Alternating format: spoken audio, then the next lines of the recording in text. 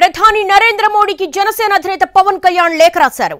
ఇళ్ల పట్టాల పేరుతో వైసీపీ సర్కార్ భారీ స్కామ్ కు పాల్పడిందని ఆరోపించారు. పేదలందరికీ భూమి పేరుతో 35,141 కోట్ల దోపిడీకి పాల్పడిందని మోడీకి రాసిన లేఖలో పవన్ పేర్కొన్నారు.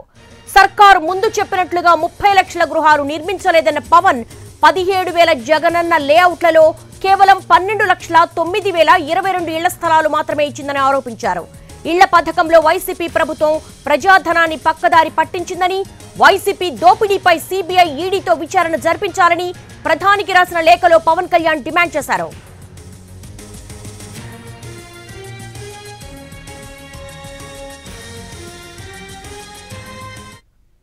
ఇళ్ల స్థలాల్లో 35,000 కోట్లు స్కామ్ జరిగిందని అనడానికి పవన్ కళ్యాణ్ ఆధారాలు చూపిస్తారా అని ప్రశ్నించారు డిప్యూటీ సీఎం కొట్టు సత్యనారాయణ.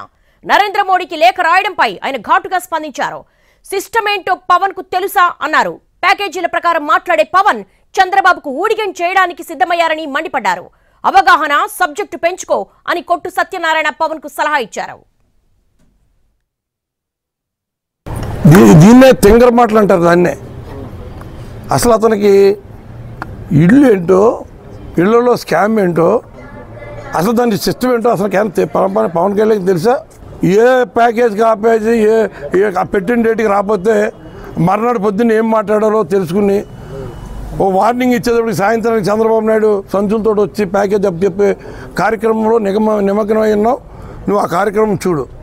నీ పార్టీ గురించి, నీ పార్టీలో నిలబెట్టే అభ్యర్థులు గెలుస్తారో లేదన్న ఆలోచన నీకు లేదు. చంద్రబాబు నాయుడు ఊడిగం చేయడానికి నువ్వు సిద్ధమైపోయావు. నీ కార్యకర్తలను చంద్రబాబు నాయుడు ఊడిగం చేయను నాతలు పొమ్మంటున్నావు. కాపులు నాకు ఓట్లు వేయలేదు, కాపులు నాతలు పొమ్మంటున్నావు. మరి ఎవరిని ఓట్లు వేశారు? ఎవరు నీ కోసం తిరుగుతున్నారు? ఇవాళ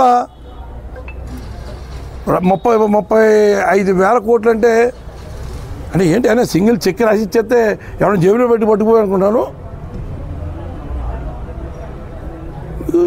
కొంచెం సభ్యత, సంస్కారం, అవగాహన నేర్చుకో ముందు సబ్జెక్ట్ మీద.